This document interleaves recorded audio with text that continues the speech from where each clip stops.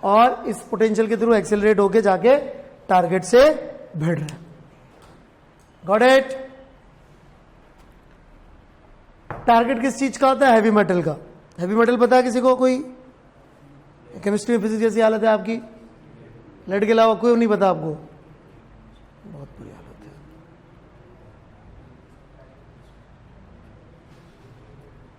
कुछ नहीं पता? हाँ, गोल्ड बिस्मथ यूज करते हैं आप। चलिए बढ़िया। अरे स्ट्रॉन्शियम, ऑस्मियम, राइट, इस तरह की चीजें होती है हैवी मेटल्स। ओके, केमिस्ट्री में भी खैर वैसी हालत हो गया आपके फिजिक्स जैसी। तो यहां जाके इलेक्ट्रॉन टक्कर करते हैं। 99% एनर्जी जो इलेक्ट्रॉन्स लेकर आते हैं वो हीट में कन्वर्ट हो जाती है, राइट। तो ये बहुत गर्म हो जाएगा। इसके लिए क्या यूज कर रहे हैं? कूलेंट, ताकि ये गर्म होके पिघल ना जाए। इलेक्ट्रॉन्स जो एनर्जी लेके आते हैं 99% of that energy gets converted to heat.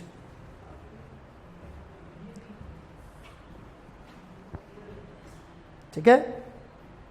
1% energy जो बचती है वो एक्सरे में कन्वर्ट होती है और ये एक्सरे प्रोड्यूस हो जाती है।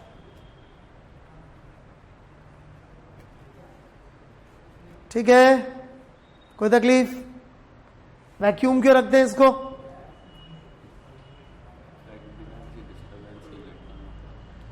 डिस्टर्बेंस के, इलेक्ट्रॉन को डिस्टर्ब कर देंगे, उनका कंसंट्रेशन खराब हो जाएगा, तो वो ध्यान से जो जे की तैयारी कर रहे थे इलेक्ट्रॉन्स वो नहीं कर पाएंगे।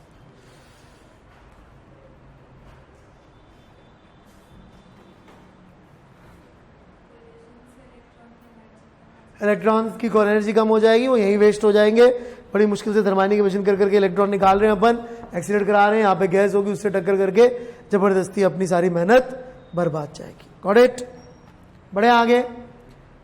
तो यहां पे जो इलेक्ट्रॉन पहुंचे उन्होंने जाके टक्कर करी, और टक्कर करी तो एक घटना हुई जिसकी वजह से मैक्सिमम एक्सरे जिस घटना की वजह से प्रोड्यूस होती है उस घटना का नाम लिखा हुआ है।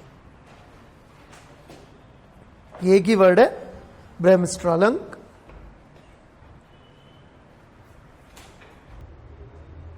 सबने सुन लिया प्रोनाउंसिएशन? चलिए, ब्रेमस्ट्रालंग, राइट। ऐसी कोई घटना होती है जिसकी वजह से एक्सरे प्रोड्यूस होती है। ये जर्मन वर्ड है, जर्मन अपन लोगों को फर्स्ट क्लास आती है, समझ में आ गया होगा आप लोगों को, राइट। फिर भी बता दूं मैं, it basically means breaking radiation. Breaking radiation मतलब इलेक्ट्रॉन्स जब हैवी मेटल में जाते हैं तो उनकी स्पीड एकाएक कम हो जाती है। क्यों कम हो जाती है? लैटिस के आसपास पहुंचते बहुत सारा चार्ज वार्ज है तो उनकी स्पीड एकाएक कम हो जाती है। और आपने सुना होगा स्पीड चेंज होना मतलब एक्सेलरेशन, एक्सेलरेशन मतलब प्रोडक्शन ऑफ इलेक्ट्रोमैग्नेटिक वेव्स। और चूंकि वो किलो इलेक्ट्रॉन वोल्ट की एनर्जी लेके आए थे, तो जब वो डिसेलरेट होंगे तो उसी लेवल की एनर्जी को रिलीज कर देंगे in terms of electromagnetic waves और फोटॉन्स, जो चाहे कह लीजिए। समझ में बात? क्योंकि वो स्ट्रक्चर में पहुंचेंगे, लैटिस में पहुंचेंगे तो वहां पे जाके डिसेलरेट होंगे और डिसेलरेशन की वजह से ईएम वेव प्रोड्यूस करेंगे। और वो किस एनर्जी के ऑर्डर की होगी? जिस एनर्जी के ऑर्डर के इलेक्ट्रॉन होंगे। इलेक्ट्रॉन किस एनर्जी के ऑर्डर के हैं? किलो वोल्ट के। तो किलो वोल्ट की एनर्जी की इलेक्ट्रोनिक वेव प्रोड्यूस करेंगे, जिसको हम क्या बोलते हैं? एक्सरे। Got it? किसी को समझ में आया हो? ठीक है। So this is how you produce X ray. आगे बढ़ू मैं? किसी को पक्का? ऑलराइट। तो जो एक्सरे का स्पेक्ट्रम है, राइट, उसके दो हिस्से होते हैं एक्सरे के स्पेक्ट्रम के।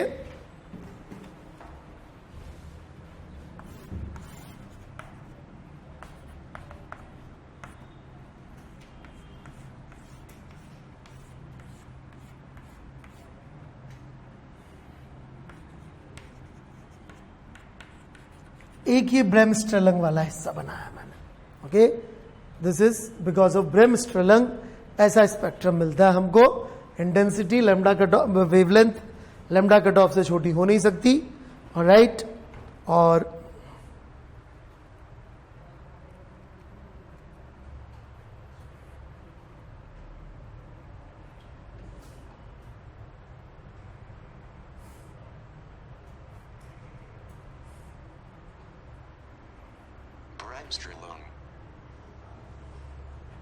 नहीं, मैंने वीडियो डाउनलोड ही कर लिया है अब की बार, ताकि पंगा ही ना हो।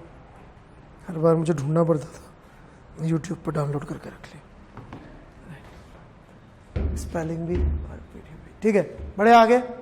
और लैम्डा कट ऑफ, तो ये है बिकॉज ऑफ ब्रेमस्ट्रॉलंग ब्रेकिंग रेडिएशन की वजह से। तो lambda cut of definitely represents electron highest possible energy, सबसे छोटा वेवलेंथ में सबसे हाईएस्ट एनर्जी। ये किसकी वजह से प्रोड्यूस हुई होगी? ये उस इलेक्ट्रॉन की वजह से प्रोड्यूस हुई होगी जो एक बार में ही डिसिलरेट होकर सारी एनर्जी लूज कर दे।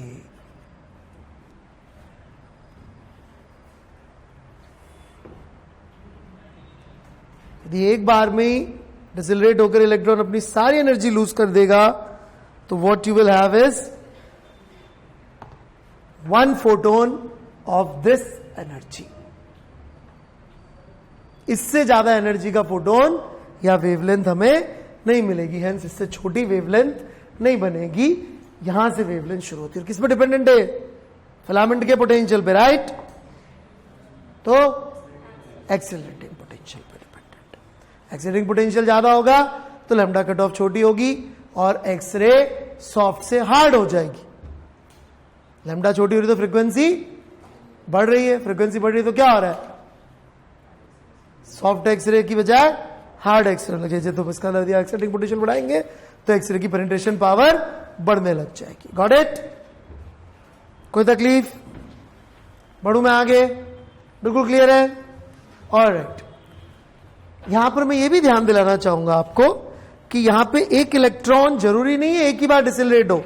वो पहली लेयर ऑफ एटम से मिला, एक बार डिसिलरेट हो गया, फिर थोड़ा डिसिलरेट हुआ, उसकी वेलोसिटी 100 थी, 100 से 80 हो गई, फिर अंदर गया, फिर 80 से 50 हो गई। तो यहां पर एक इलेक्ट्रॉन अनेक फोटॉन्स या अनेक एक्सरे निकाल सकता है। Is this okay? इनफैक्ट ये देखें तो X ray is just opposite of photo electric effect. Photo electric effect वैसे तो आप भूल गए होंगे, उसमें क्या होता था? उसमें फोटॉन्स होते थे कई सारे, उन जो कि कोई एक आध इलेक्ट्रॉन को आजाद करा पाते थे। यहां पर हम खूब सारे हम यहां पे इलेक्ट्रॉन्स भेजते हैं और यहां पे एक इलेक्ट्रॉन कई सारे फोटॉन्स भेज देता है। वहां पे कई सारे इलेक्ट्रॉन से एक आध फोटोन निकलता था, मतलब सॉरी, वहां पे कई सारे फोटोन से एक आध इलेक्ट्रॉन निकलता था, यहां पे एक आध इलेक्ट्रॉन से कई सारे फोटॉन्स निकल सकते हैं और निकलते भी। ठीक है? यदि हम फिलामेंट का करंट बढ़ा देंगे तो क्या होगा ग्राफ में change? How will graph change? यदि मैं फिलामेंट का करंट बढ़ा दूंगा तो ग्राफ में क्या चेंज होगा? मैंने ये पूछा। ग्राफ पूरा का पूरा ऊपर शिफ्ट हो जाएगा, something like this will come. समझ रहे मेरी बात? This is for filament current I1, filament current I2, where I2 is greater than I1 and I1 and I2 लिख लीजिएगा आर फिलामेंट करंट। ठीक है? और यदि एक्सीलरेटिंग पोटेंशियल चेंज करेंगे तो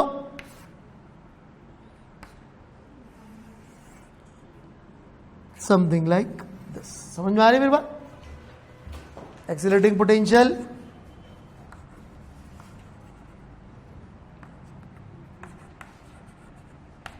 कौन सा बड़ा है इनमें से? 2 की 1? 2 बड़ा है। ओके, 2 ये वाला है, this is 2।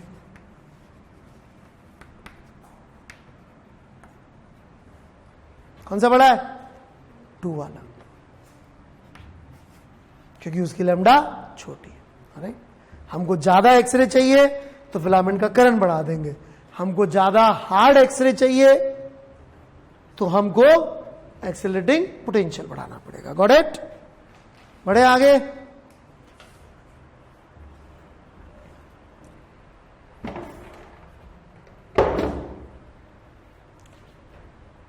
So that's all about ये जो हमने अभी तक पढ़ा है spectrum which happens due to bremsstrahlung. इसका नाम भी है continuous spectrum. Continuous spectrum which is because of bremsstrahlung. Bremsstrahlung की वजह से जो एक्सरे प्रोड्यूस होती है that is known as continuous X ray या कंटिन्यूस स्पेक्ट्रम। ठीक है, मैं एक्सरे और डिस्कशन खत्म करके क्लास डिसकंटिन्यू कर दूंगा। अभी पहले खत्म होगी तो पहले खत्म कर दूंगा। न्यूक्लियर फिजिक्स आज शुरू नहीं करूंगा, सैटरडे को शुरू करूंगा। ठीक है, आप लोग होमवर्क नहीं करके आते हैं, उसका मैं कुछ नहीं कर सकता। नहीं तो डिस्कशन में बहुत टाइम लगना चाहिए था, बोर के डिस्कशन। बैठा दिए सब।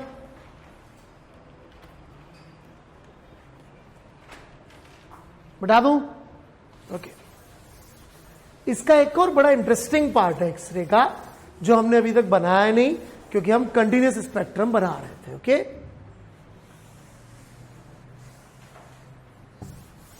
इसी स्पेक्ट्रम को अंदर एक पार्ट और आता है। जैसे कि आपको एक कीड़ा सा दिख रहा है ये, तो ये कीड़ा ऐसा ही नहीं होता है सिर्फ, राइट, इसके ऊपर ऐसे कांटे कांटे से भी होते हैं। होती ना साई, पॉर्क्यूपाइन, उतना कंटिन्यूस नहीं, बट कुछ सिंग यहाँ आ गए, कुछ सिंग यहाँ आ गए, ऐसे। तीन ही नहीं होते, ज्यादा होते। तीन तो ऐसे ही, फॉर मतलब तीन मतलब मैनी। ओके, ऐसे एक बंच यहां आ गया सींगों का, एक बंच थोड़ा आगे आ गया, एक बंच आता है एक साथ, बंच फिर शिफ्ट। इसको बोलते हैं कैरेक्टरिस्टिक स्पेक्ट्रम। ये जो आप बंचेस देख रहे हैं इनको क्या बोलते हैं? Characteristic spectrum.